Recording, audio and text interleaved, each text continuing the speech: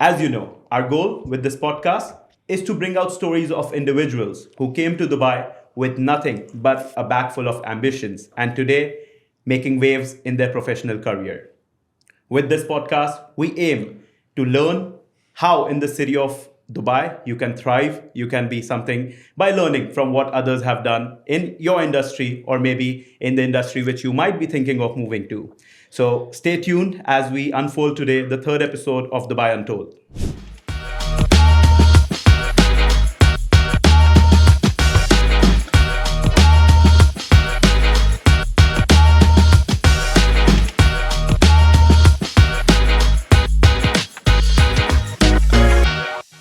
All right, guys. So today, our guest needs no introduction.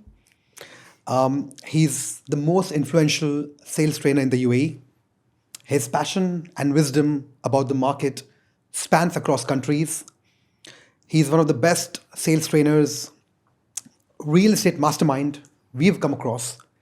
And people across the world consume his content and are always inspired about the wisdom, the numbers, the stats which he shares. He's also an advocate of Dubai real estate, mainly for UAE. And today we have Dr. Anand Menon. And Dr. Anand, thank you for being here. Thank you for having me on this. So, definitely we'll go into a lot of interesting topics and subjects about you. But before we start, just want to know a bit about yourself, especially for the people who are listening to this podcast. Just a bit about yourself, Professionally or personally? personally. Personally. Who All is right. Dr. Anand Menon? All right. Okay. Born in the south of India in a place called Kochi. Did my education mainly in Kochi there. Then I actually started out in hotel management, started with India with the Taj Group. But then I just wanted to go somewhere else. So Dubai was where everybody was coming, even in those days. It was closest to home. And obviously at that point, the only reason was the money. That was the only reason at that point in time. So came here, started again in hospitality, then moved into the airlines and then got into real estate and investments and training. So that is on the professional side, the journey. Academically, now a PhD in education psychology. I've got my master's in multicultural behavior and I also have a hotel management degree. I've specialized in psychological instruments, brain mapping instruments, which we use to understand the thinking, communication, and behavioral patterns of people. So I spent quite a few years picking up those. I've even created one instrument myself, which I use in training to measuring how people speak, think, and act. We call it the ROI diagnostic, return on intelligence, in this case. All right. Interesting. So, yeah. On the social side, I'm not too much of a social guy in the sense I'm not the partying kind of person. You won't find me in the clubs. You won't find me hanging out on the beaches. Not that there's anything wrong with that. It's just not me. I'm more of I spend time with the family. I do a lot of community work and spiritual work. So teaching the Bible. I've worked with a lot of youngsters in schools and colleges, just helping shape personalities of people, because my belief, and it still is the same, is I want to change the world 1% at a time. And that's my belief. And it is easily achievable. If I meet one person and I can make a difference in that person's life, I've changed their world. Absolutely. Yeah. So that is the reason why in everything I do, professionally, personally, and socially, it is change the world 1% at a time. That is the purpose. Yeah. That is And the I must say, I think your purpose is being fulfilled because, I mean, we are in this industry in the UAE from last 14 years. These days, we meet a lot of salespeople, especially in real estate. And a lot of people have come to us and say that Dr. Anand has changed their lives. You've basically shaped their careers. But when you came here, you especially mentioned, as everybody who wanted to come to Dubai for money, correct. was that easy money? Like within a 2-year frame, 3-year frame, coming to Dubai, do you think people would have made money within that span of time, or you were looking at a very long-term game? I actually hadn't been thinking long term, but it was definitely better than the opportunity I was getting back home in India. And I don't think it was easy money. See, there's money at any point of time you come into any city. There are some people who are making money. I didn't come in and start in a senior position. I was working as a receptionist in a hotel. Okay. as a night clerk. What year was this? This was in 1994. Wow. Okay. So when people were asleep, I was at work. Working. When people had the off days and the weekends, Yeah. I was at work. Again, so it was like it wasn't about the lifestyle, but that was where I started. But I always knew that somewhere, somehow, I'm going to make it, and I knew that the opportunity for me was here. So it wasn't really about making money at that point in time. It was coming here and then starting to find the opportunities where I could actually, one, discover who I was, two, achieve my purpose, and three, the short-term goals, which in that was the money, Yeah. could also be taken care of. And what I do hear from a lot of people is he got lucky. He came in very early. At that time, there was no competition. The world is not what it was in those days. And I hear this quite a bit. And I have just two replies to this. The first reply is that's an excuse. Yep. That's an excuse, okay? Dubai is a city of opportunities. We probably are providing more opportunities than any city on the planet today, not in 1993 and 1994. So while the number of people that were coming in were less, the opportunities were also very less. It wasn't the Dubai of today. Absolutely. So even if you have larger numbers coming today and the world is coming to Dubai, we have opportunities for every person and we are creating more and more of these opportunities every single day. So to say that people who came in early and had that early mover advantage is not really true. I think it's a bit of an excuse. Now, either you show up to this city and you want to have the excellence or you'll end up having the excuses. You can't have both. It's either the excellence or the excuses. You can have reasons or you can have results. But if you want the excellence and if you want the results, then everything else is a story. Instead of putting all that energy into looking at when people came, what did they do, how much did they make, look in the mirror. The solution to all your challenges, the solution to all your opportunities is right there. And no one knows that person better than you. Capitalize on that person and the city will give you the opportunity which will take you to the next level. Absolutely. Yeah. And I think a lot of people who say this or wherever we hear things like these from, their job is to, of course, judge people and pass comments. But in your case, from what or how much we know you is, all this what has happened today, Dr. Anand is because of those sleepless nights he's had at the hospitality industry or the learnings he's had throughout. So people don't care about the success which you are at right now. Or I would say rather, they don't care about the journey. They just see today that you have reached here, and it could be either of luck, it could be either because of some X factors which worked in your favor. But they don't know that success also favors those who put in the hard work. Yes, you see, the success is visible. Yes. The effort isn't. Exactly. So and everybody wants the success, but they don't want the effort. Yes. Everybody wants to be phenomenal. But when it comes to being phenomenal, no one shows up. No one shows up. Absolutely. I think one very important thing here, which you mentioned about effort, which is not seen, but personally, like because we work with you, we've known you for just some time now. I think there was a day where you weren't even properly like fully well, but you still showed up, and I think it was an event. I still feel that efforts are always visible. To the people who are willing to recognize that, to the ones who want to make the excuses, they will not look at the effort. They will justify when you came in. I landed at 6:25 in the morning today. Yeah. Yes. At 11 o'clock, I was in the office and I'm here doing a podcast. So, and honestly, I have never known any successful people, any first generation successful people to relax, to chill. They've got money to take care of a few generations, but that's not why they have working. There's a passion, there's a belief in what they do. That's what gets them excited every day. So even if they've got so much in the bank, they will still wake up every day because they're on fire for what they do. Yeah. That's the part. People should have the courage to recognize I'm not on fire. Okay, so find the fire or find someone who will help you to have the fire, and then you watch what you can do. This is a city that doesn't say no to anybody. But Absolutely. opportunities are like sunrises. You turn up late and they're gone. Gone. So you have to be willing to step up and take the opportunity, and this city will take you to the top. How do you find the fire? Okay, the fire comes from, there has to be a core belief within you, all right? From when I was very young itself, I did have that belief. I wanted to make a difference. People say it a lot, and I've heard it a few times, you see? And actually, when I say it, you'll all recognize it. when you leave this planet, leave it in better shape than when you inherited it. If you can't do that, at least don't make it worse than what it was when you came into this place.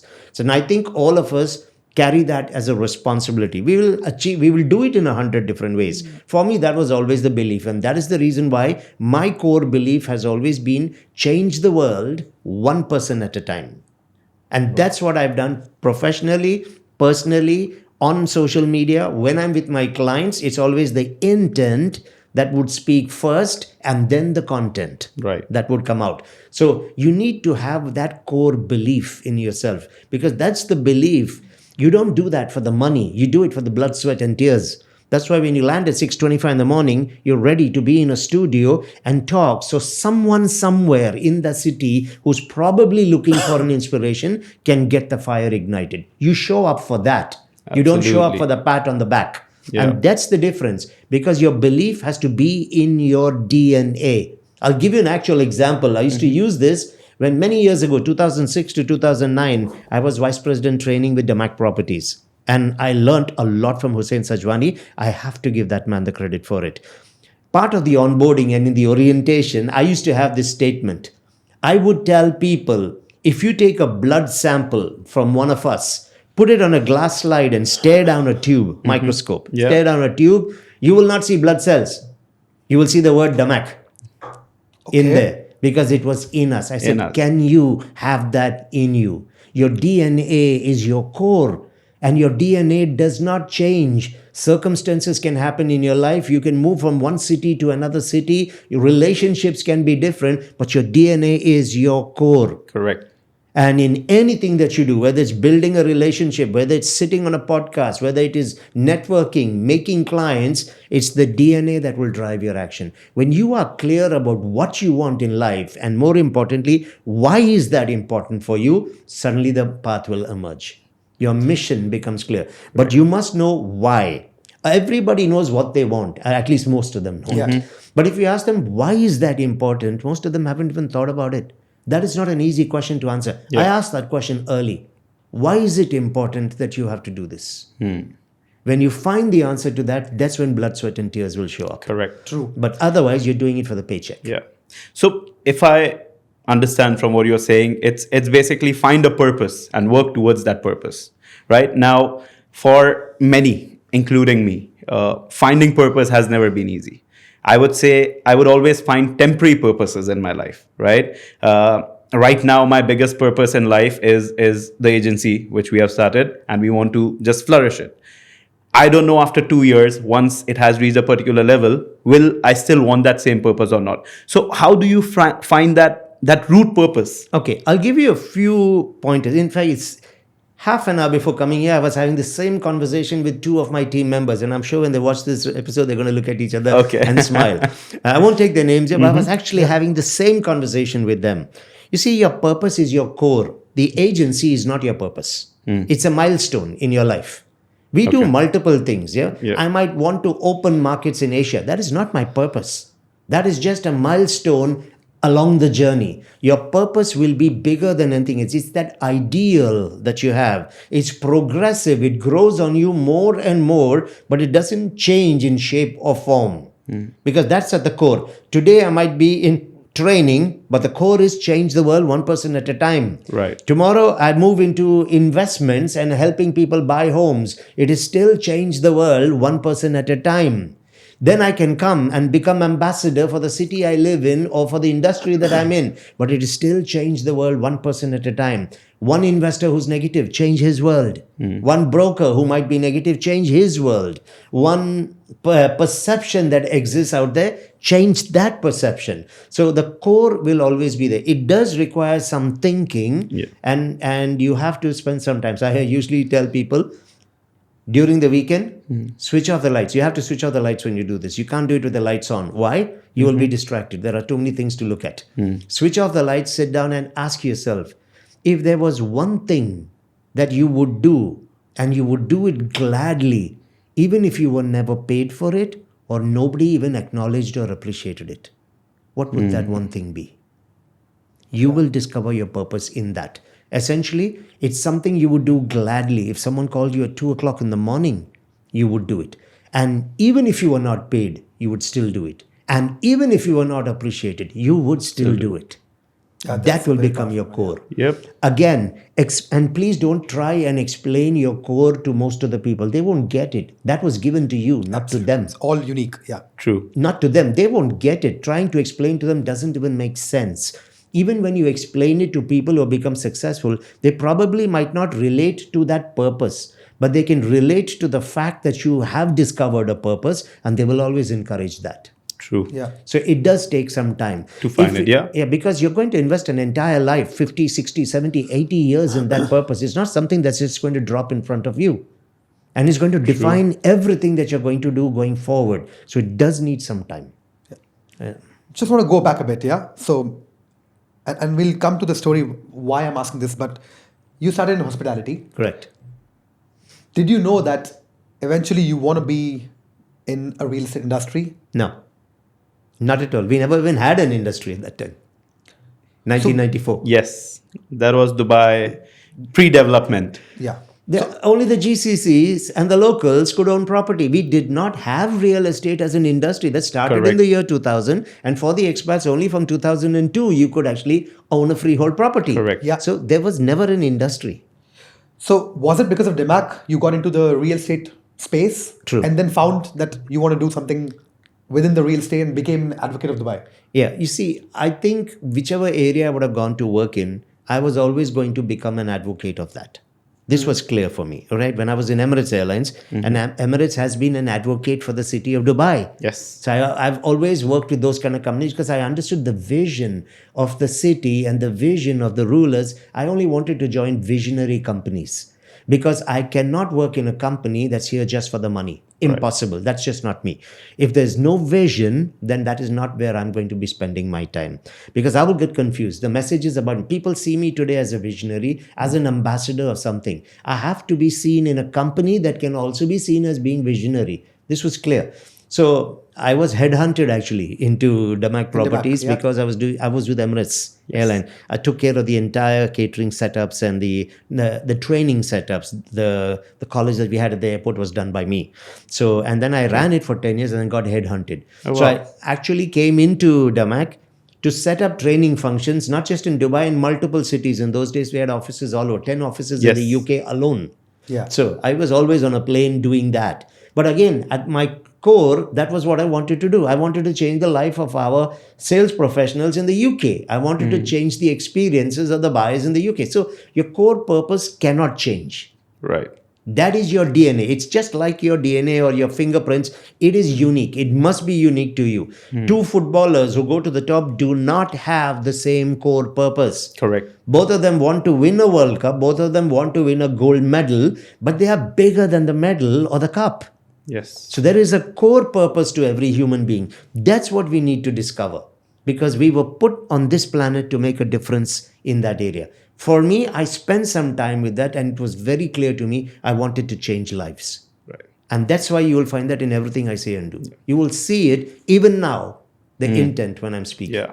Yeah. You have like millions of people following you, and now that I see that, okay, the interactions we have had, or how much of your content I've consumed on social media, this understanding of you was missing. And I'll tell you why. One of the biggest reasons is your handle is Anand Means Business. Right now, can you help us elaborate? Like, Anand Means Business is like, why did you choose that handle? Okay, it's a great question actually. The words should not be taken literally. Yeah. Okay, for example, even if you want to change people's lives and someone acknowledges what you're doing, what will they say? That guy means business. Yeah. He's Yes. serious. He's serious. He's serious. Yes. That's it. I'm serious about what I do. So it could be in anything. Anand means business. Yes. Yeah. When I'm teaching the Bible to people and I want them to get their spiritual lives on track, I mean business when I do it. So it is not limited to money Just and profession. Yeah. That's it. Wow. And since we've been in touch since quite a while, we have just spoken business, Yes. which of course is going to change. Yeah. But okay, maybe I found a very interesting part in your conversation about you first moving from hospitality into Emirates. Can you help us know a bit more about you in Emirates. Like, what were those 10 years like for you? What was the kind of audience you were training to? And in training, we know there are every person is unique, as you said. Every person is different. How do you train different personalities, different type of people? How do you understand them? Maybe a bit of a learning from that journey. Can we know a bit of that? Okay. Firstly, the transition from hospitality to Emirates flight catering was an easy one because Emirates flight catering, part of the Emirates umbrella, was about food. Correct. Okay, it was about serving and taking care of people with good quality food on airlines. That's what we did in hospitality also. And I started with a hotel management degree. So I understand kitchens, Correct. even to cleaning and changing laundry, changing linen in hotel rooms. We did the hotel management. So in terms of the technology that I had needed to have and the expertise, there was no difference.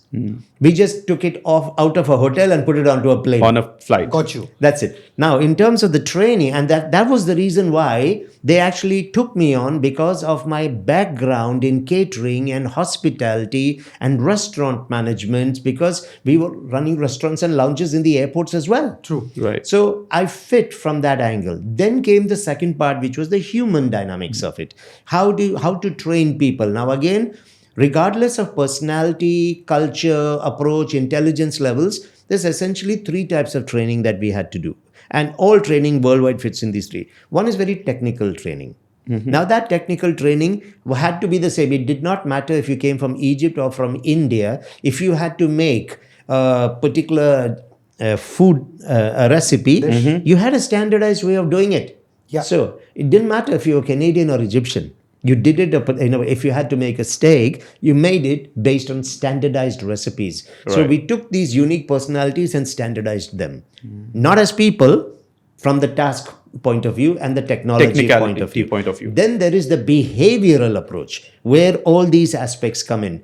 Because our cultures have shaped us differently. Our perception of language, choice of words, tone of voice, the gestures, our facial expressions, completely different. Sit with a Russian and talk to him. Yeah. And sit with someone who's from Thailand. Yes. Very different. They could be talking about the same thing.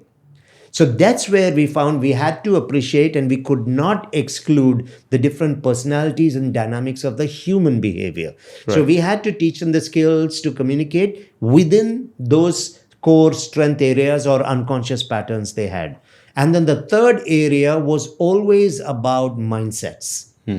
How you approach what you had to do on a daily basis. Because mindset is actually a huge domain. Your attitude comes into it, your daily evaluations of yourself, personal planning, personal presentations, your goals, your intents, your self-beliefs, your conditioning, your patterns. There's so much of that had to come in there. So that, and in those days, that was relatively a new field. People were not putting money in that. True. Yeah. Yeah, they teach you how to maybe make that biryani, or they would teach you how to serve that fish, where you serve the food from the right and you clear from the food from the left, clear from the right. It was very technical. Yeah, but into that we ignored personalities of people. We did not respect backgrounds. We never understood that two people can do the same job, but their journey to that point was completely different.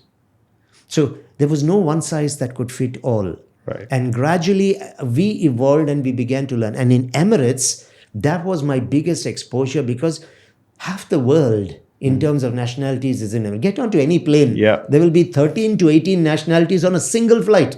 Absolutely. On a single flight. My flight last night from India had 9 nationalities on it. So the world is literally on a plane. Yes. And they were in our kitchens, they were in our offices. So we understood, we got exposed to the world. And the learning that you get from cultures is tremendous. It's phenomenal. The awareness, the world is such a beautiful place. But you are not the center of the universe. Yes. And so that discovery that comes was an incredible learning that I had. The other learning which I had in Emirates was the pace of growth. See, Emirates is a visionary company. Yes. Yeah. And they were literally skyrocketing in terms of their growth, fast-paced to becoming the best airline in the world. That's what they wanted. So we had to be super proactive, think ahead. We couldn't think a year ahead, 2 years. You had to think 5 years ahead. You had to think ahead of the Singapore Airlines, the Thai Airways, the British Airways in those days, which was a big thing. Yeah. All of them.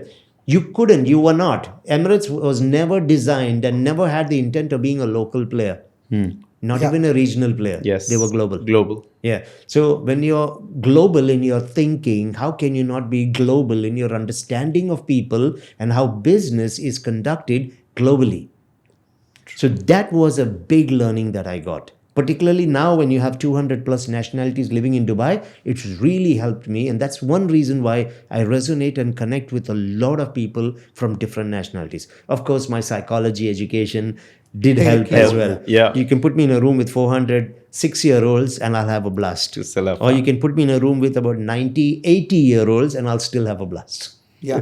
That's because I've understood human dynamics. And so those were my learnings. But so that's still Emirates, yeah? That was Emirates, yeah. Yeah, until Emirates. But right now, what you do is sales. A lot of people around me, my friends, a lot of my clients, people close to me, they always kid me or joke with me that, I can sell ice to Eskimos because I've been in sales throughout my career. When I met you, the more I knew you, I found that you can sell Dubai to anyone who, even if it doesn't have one dirham, you can sell Dubai dream to someone. What was the shift in that? Like from Emirates, which was behavioral training, technical training and all, moving into sales training and training salespeople who were selling millions and dirhams of properties. Was that an intentional shift, or because you studied behavior, you eventually got into sales training? Okay. Because sales is a very different kind of a ball game. Yeah. Actually, everyone on the planet is in selling. Yeah. Okay. There is not one single person on the planet. A baby is born, they're hungry, they scream. That's their pitch. Yeah. Yeah. Yeah, they scream and the milk comes up. Right. So we are selling all the time. You are with friends, National Day holidays is coming up.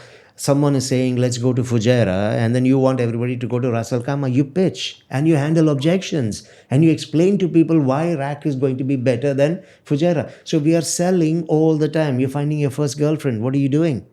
You're pitching, you're selling, you're going to handle her objections as to why you're not the guy for her. So we don't put the tag sales to that, to life, but life is all about selling. We are selling every single day in our lives. As a career, it gets a very different flavor. And that is where, yes, I got into it. But as part of my human dynamics, I always understood you were always influencing and convincing people. Sales is all about influencing and Convincing people. So that is where I came into it. But yes, I went into sales specifically in investments in real estate. Credit for that is Damac Properties. Understood. But when I started doing it there and the feedback started coming from the market, I realized that it did not have to be Damac alone. Yeah. I did it with an Emar, I did it with a Shoba, I did it with an Aldar, did it with an Eagle Hills, with a Heart of Europe. You can name them, with an Ashama. And I found everywhere I went, I got the impact. And I didn't get it just selling in Dubai. I got it in Egypt. I got it in Lebanon. I got it in Qatar. I got it in Saudi Arabia. I got it in the UK. So when I was training people, it didn't matter. They could be from the UK. They could be from Singapore. They could be from China. It was working. Got it. So I realized that it was a global approach. And the product was just what was being discussed in that moment. You switch the product, nothing needed to change really at that point. So that's how I got actually into the sales side of things. Okay. But maybe one more question before that. So you move from hospitality to Emirates, similar industry as you said. Now from Emirates to Damac, it's a complete shift of the whole industry, right? Yes. First, let's say with hospitality, you're talking about a ticket size of 2,000, 5,000 dirhams to somewhere now you're talking about a minimum ticket size of 2 million.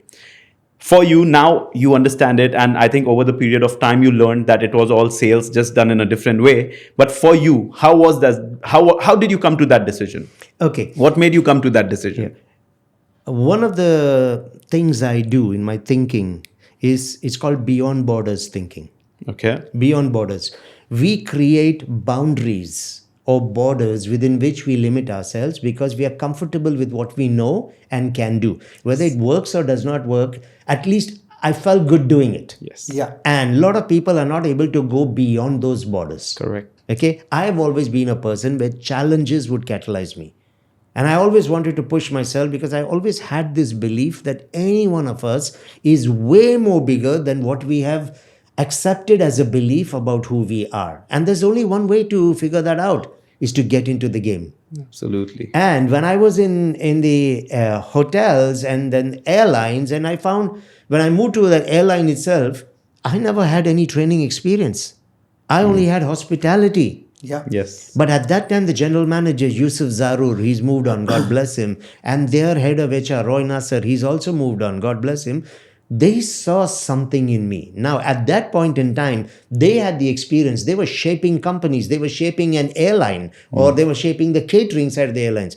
They saw in me what I still couldn't see in myself.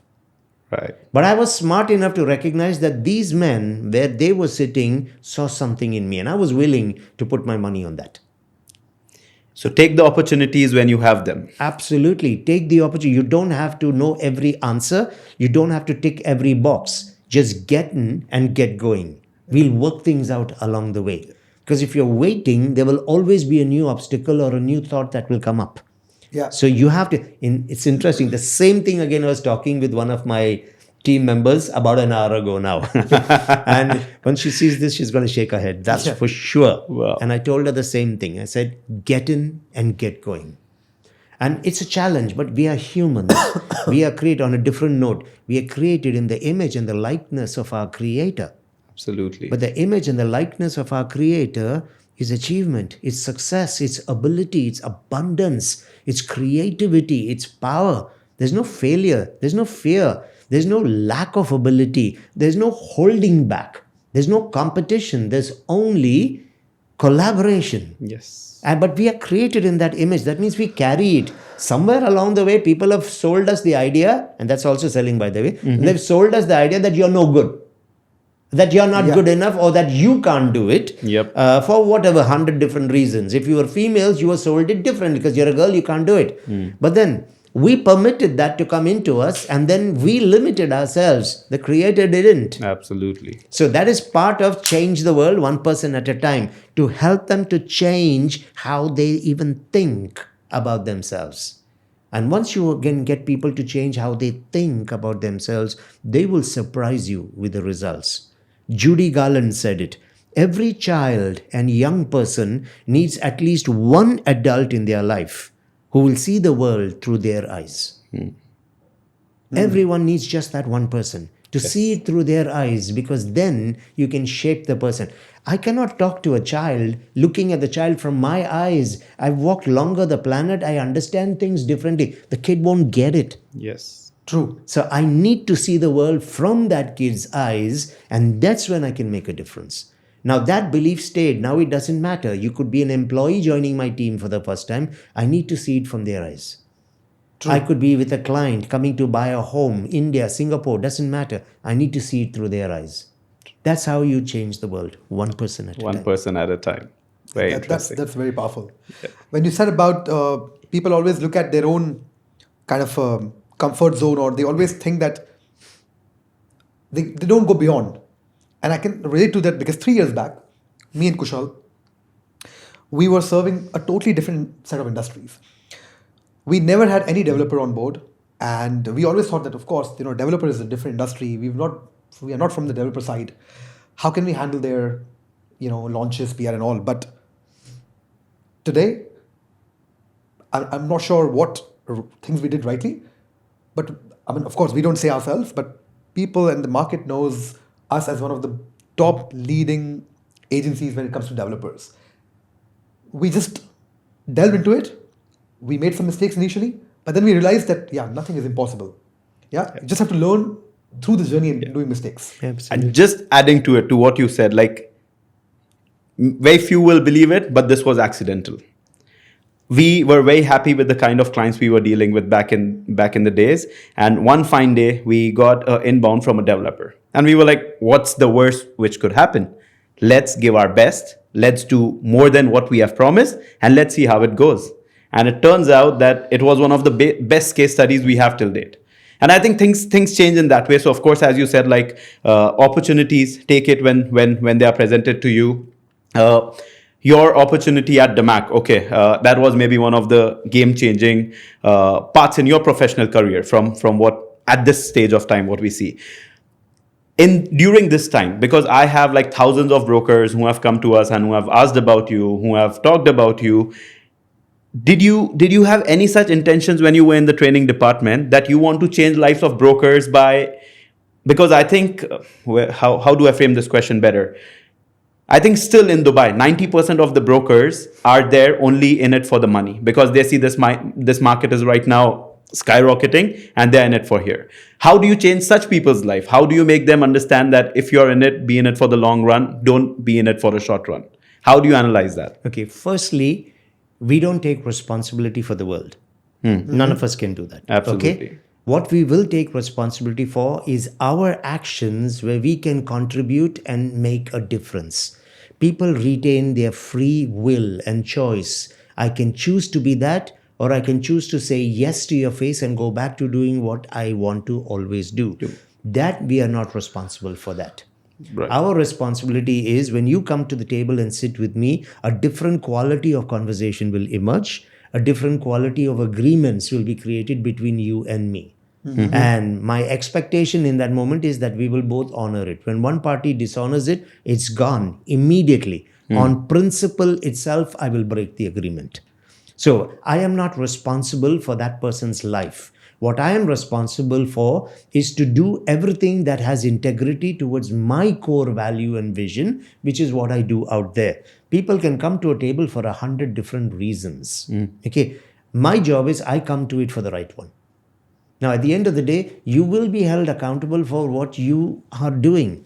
Yeah. If you are going to do well, God bless you. If you're not going to do well, look in the mirror. The reason is right there for you. So it is true that 90% of the people do come in here. They want the money. I mean, how did I come to Dubai? Yeah. For the money. For the money. Yeah, but at that point, I was not mature enough. I had not understood enough. So at that point, the money was the target. Yeah. So that's fine to start with, but you cannot just remain there. Where is the contribution? Where are you becoming ambassador? How are you making a difference? You see, and this is not just limited to brokers or salespeople. It is also it is their companies. Yeah.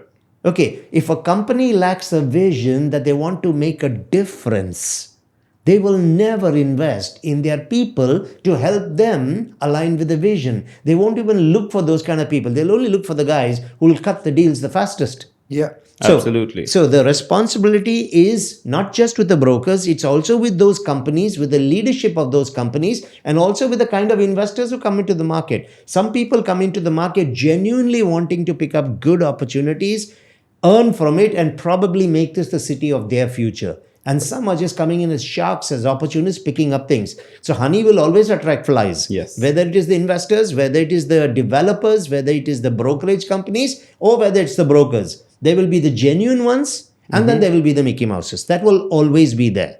So we understand that for people like us, it's actually good. It makes sure we are in business. Absolutely. That is true. But then, as we all know that you are ambassador to the UAE, to Dubai. At some point of time, you were planning to leave Dubai Correct. and forever, and you were planning to move to Canada. Yes. Why so, and what happened after that? What changed? All right. Quite a few things. Now, this was back in the year 2000.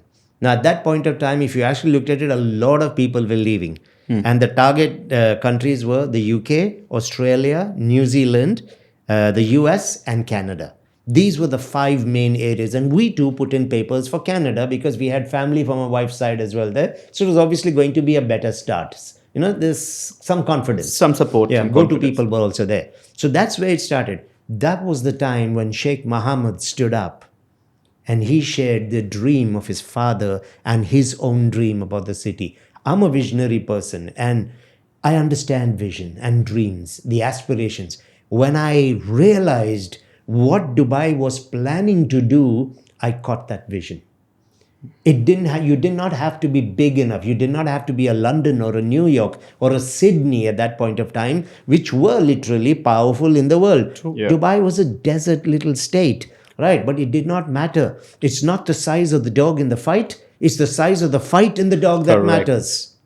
And you could see it in Sheikh Mohammed. You could see it in Sheikh Ahmed. You could see that spirit that Emirates Airlines brought in because I felt it. I was part of it. Part of it. Yeah. And I could see it. I could see a Hussein Sajwani come in and On record, I'm not promoting him because I don't want to do that. I have to be fair to others. But I'm talking from my experiences Your personal where I saw it. I saw he was a visionary. And we worked with him very closely in those days. And you cannot argue what Damak has done. Absolutely. So I realized that I was now in a city that was a visionary city that was going to have opportunities for visionary people.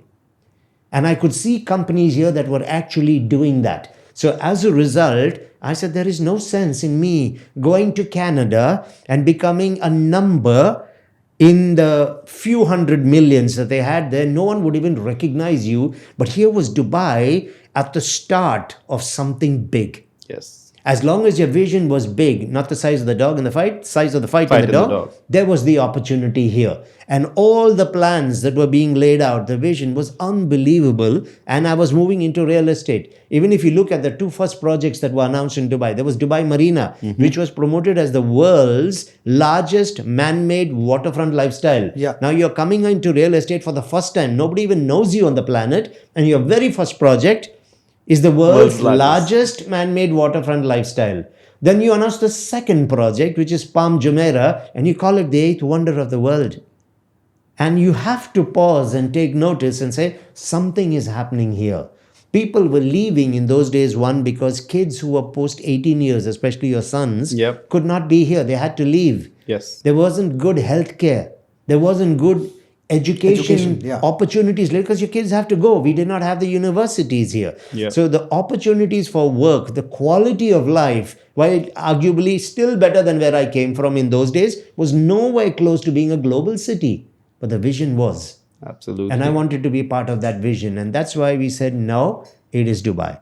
So many of my friends who left, they told me, you're crazy. They're all back in Dubai. Yeah.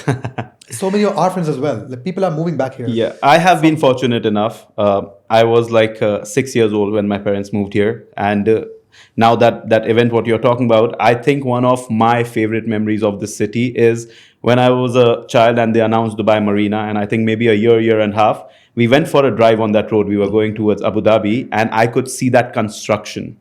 Because at that time, I think the tallest tower was Trade Center. And you can see it from anywhere in Bar Dubai or Dera. And when they were developing Dubai Marina, and when you see those towers which were coming under construction, it is like, wow, what is happening here? And they had the wall. Yes. With all the images put on it. Of what it's going to look like. And look at the strategy. They had it in the airport. We had only Terminal 1 in those days. Yes. And there was a viewing gallery on the top. They closed it off with Arabian Ranches pictures. And that was a very smart move, you know.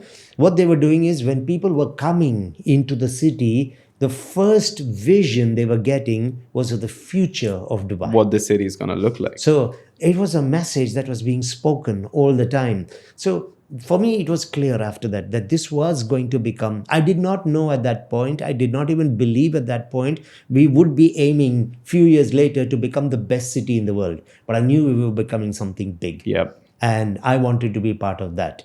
When I look back now, thank God for that decision. True. Amazing. But for people who are listening, right? A lot of people want to follow visionaries, and be it someone who wants to start a company, or who's someone who wants to join a company and become or join someone visionary. How do you really, or how do they get this conviction that this vision is something I believe in? Where does it come from? Okay. It's a sell job. Again, it's a sell job, right? Whenever you listen to a visionary and when they speak, they will sell you the vision. People who have created boardroom statements is to be the best in the world or to be the best in Dubai, to give top quality service, those are rubbish statements. Those are boardroom statements which you'll find on the walls. Okay. Any business, try this. Talk to the founder of the business.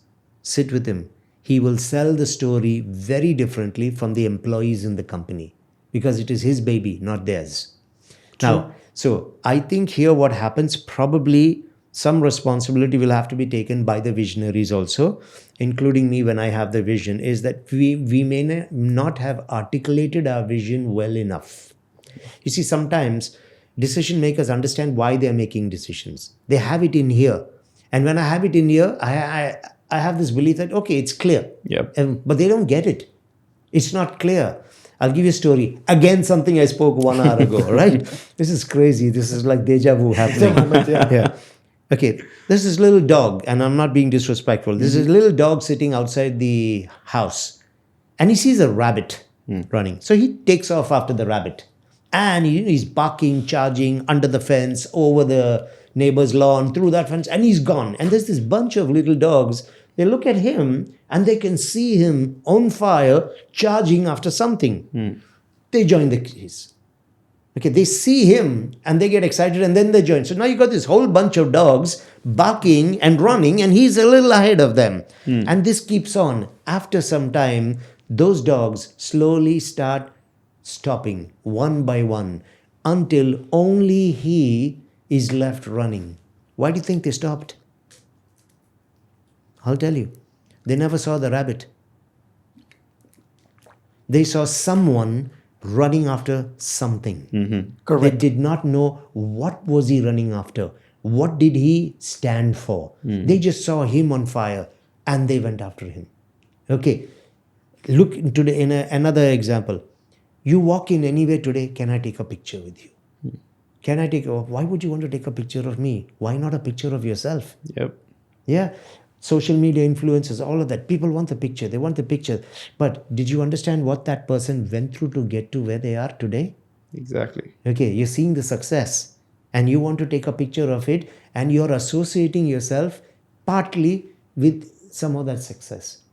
Where's the effort?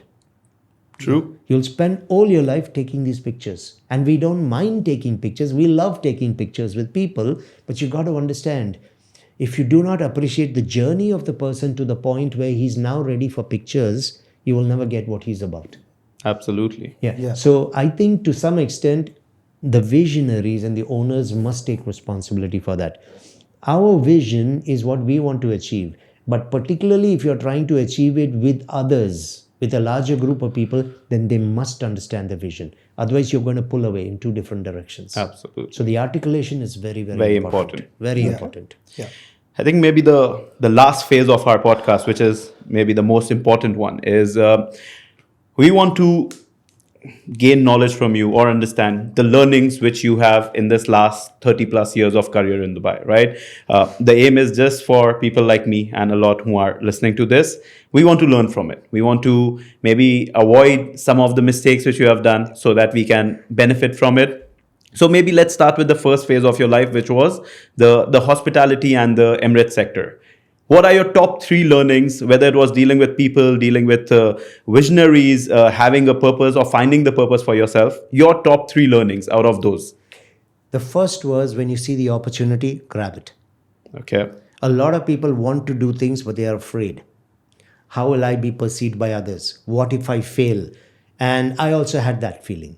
So it's a very normal thing if someone is going through that, wondering, can they do it? Making a move from one country to another is very challenging for a lot of people. Yes. You're leaving family, emotional anchors, cultures, a country where you're a first-class citizen. It is intimidating for people. Absolutely. And then when you come here, you see people in the big cars, the successful ones, and then what you see is the gap immediately. Yes. And I also was in that until I had to accept that I'm looking at a person who came here 10 years before me, and I'm comparing myself now to someone who's had a 10-year shot at proving who they are. True. And I was being unfair with myself. True. You're here for 3 months. If you really wanted to compare, look at someone who's been here for 3 months, who came in similar environments like you.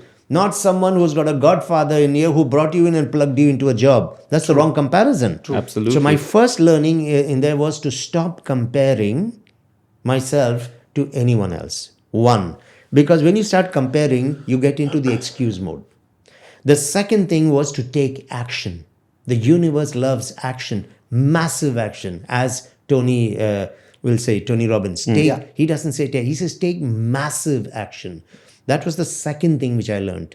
The third thing that I learned is, it's okay. You don't need everybody's approval. Don't seek approval. Yeah, not only seek. There are people who will come up and not agree with what you did. You didn't even ask for their opinion, but they will be there to give it. Yeah. Okay. And this is my life. Yes. When I cannot pay my rent at the end of the month, they're not going to show up to pay it for me. So I have to take ownership of my life and responsibility. And I found that when I came in early, I too was going a bit into the blame game. or they came in early, they had this chance, they had this, he knows the general manager, that is his uncle, and all of that was going on. And hang on a second. Knowing your general manager is not going to make you successful in life. True. It will open the door for you, but you're going to fall on your face very, very quickly. It's you. It has to be up to you. That's why you can have excellence or you can have excuses. So that's what I learned. I think I'll add one more lesson in that, particularly because of the airline, was to embrace all cultures.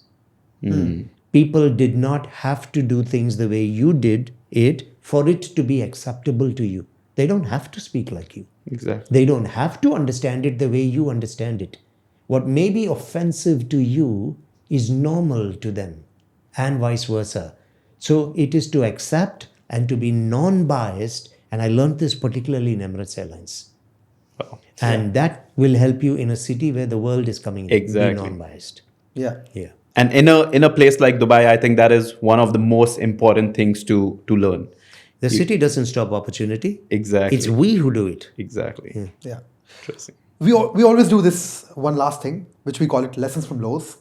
And you are very progressive, and the way you put out content and consistency you've got. I mean, people love your content. People love you. What's one low which people don't know about you, or lowest point of time in the UAE where you really were low, and how did you come out of it? Okay, great question. It happened early during the recession, 2008. I'd had this amazing run with Emirates Airlines, and then I was doing really well even with Damac, and suddenly the market crashed. And now you were suddenly sitting and looking around you, and what do I do now? You don't have a job. Savings weren't that great back then. You always feel that you got all of life in front of you. Nothing is going to go wrong. Okay, that is when life actually tells you the only time you can ever guarantee anything and be sure of anything is your today. Yes. Is your today. Yeah. So people's lives is a culmination of many failed todays. That's the way I like to see it. Yeah. You were given an opportunity every morning. On an average, you have about 9 million people who die every year. That's 153,000 approximately every single day. You woke up today. Why? The people who died last night had aspirations, they had dreams. You don't know how much they would pay to get one more month on life. Absolutely. And change things. So the only thing that you have is today. So either it's an opportunistic today or it's a failed today. Yeah. And your life is always a culmination of a lot of opportunistic todays or failed todays. So don't delay. You need to start. For me, that was a problem. I realized I was put in a situation where I didn't have anything. So that was the lowest point, right? So what did you do after that? Like, How did you come out of it? Okay, part of it was spiritual. Okay. Because I realized that I had always known at my core that I am bigger than my circumstances. That's not just me. That's every human should realize that. But I knew it. So I went to the one who would never fail me. There would be no economic recession with God. Yeah. True. There wouldn't be a pandemic with him. There wouldn't be a lack of patience and a rejection of you. There would be a lot of wisdom when you chose to give him first place in your life. And when I started to do that, the wealth of the world, the wisdom of the world started to come through. People showed up. And I always say this to a lot of people, not normally on podcasts, but since today it's about me and not realistic, I can say this. When you run from God in the morning, don't expect to find him during the day. Wow. Don't expect to find him during the day. Every morning I'm up at 5 and I go to church with my wife. Every single morning. Okay. Because I honestly believe when you run from him in the morning, don't expect to find him in the day. That God for anyone could be anywhere. Inside, outside, or whoever they believe in. It's an interpretation. It's a path. Multiple people choose different ways. None of us can sit here and question anybody on the path that they have chosen. What everybody agrees is that there is a higher intelligence, a more powerful intelligence that is very opportunistic and very fair to everybody. True. So now, your path to it, your label to it doesn't matter. What is your connection with it? How much are you open for that power to flow into you? This is the key. And that is what helped me to come out of it. One. Second thing is I sought help. I started finding people who could actually make me change my thinking, move from just that victim mindset. It is the easiest thing to do, say everybody's struggling right now, so it's okay for me to struggle. People were making money even during recession. Yeah. Even during COVID. Every time. Yeah, so I realized that you have to stop pointing the finger to anyone else and take it on yourself. You are put in this planet, you were given an opportunity today. Don't make it a failed today when you go to sleep. Because your life is a result of multiple failed todays or opportunity todays. Absolutely. What it's going to be is your choice. So that is what I learned from a few people. And that's when I started to think and my vision became clear. Change the world one person at a time. Because I realized people didn't have this. And they were all looking for a second chance and a third chance. And why not? Because I was looking. And I was not finding the people who could give it to me. So that became the mission. I wanted to help people. Give them those answers. I wanted, and again, crazy. 1 hour ago, sat with a person, had paper in front of me, started to draw things, explain, and give direction to the person. I'm telling you, she's going to shake her head so much and watches this, it's probably falling off. Okay, it's crazy. She's going to laugh when she sees that, and she will come to me. Doc, You're that was talking about me. But honestly, that was it. I came out of it with help. And if you have an ego, you don't go to people, you don't go to God either. Yes. How big is your ego going to be in front of the wisdom of the world? See, when you have that ego, the only wisdom you have access to is what's going on here. Whatever you know. Yes. But when you are going to let that ego drop, you now have access to the wisdom of the world. True. That's always going to be bigger than you. No, not any one of us is the center of the universe. Except for Donald Trump, of course, because that's his belief. I don't know. I don't want to go there. He's not here to defend himself, so it's not right for me to say that. But I couldn't resist it. It had to be said at that point. Yeah, because he does act like he's the center of the universe. Yeah. Absolutely. Okay. So, but the truth is, none of us are. True. And the universe at large is always more beautiful, more opportunistic, more abundant than any of us as individuals. Why would you not be part of that? Yeah. No, I think that's an amazing learning. Yeah, I think in this whole podcast, Doctor, I have personally learned so many things, and especially the purpose part. I think I'm gonna sit on it. I'm gonna try it, and hopefully we'll come back to you again if I have more questions on it. Yeah. There is one thing I would like to say before you do wrap-ups. Yeah. It's a statement I heard a long time ago, and I apply it even now. No one cares how much you know until they know how much you care. How much you care. Okay. I'll say that again. No one cares how much you know until they know how much you care. Yeah. Very deep. Yeah. That's deep. Yeah. That's deep. And I think I read one of very similar lines a few days back is people don't care what you said to them. It's about how you make them feel. And that's also so deep, right? Yeah. And do you know the reason for that? I'll tell you. Because what you said to them is short-term memory. It's the conscious mind. People forget about that. Which will not retain stuff because 60,000 other bits of information is coming every day. Feelings are emotional and they come from patterns. We resonate unconsciously. And what's in your unconscious is in you till you die. Yep. So you will always remember how... Even if you ask them sometimes, what exactly did they say that made you feel that way? They cannot recollect. But they do remember the feeling. Absolutely. Yeah.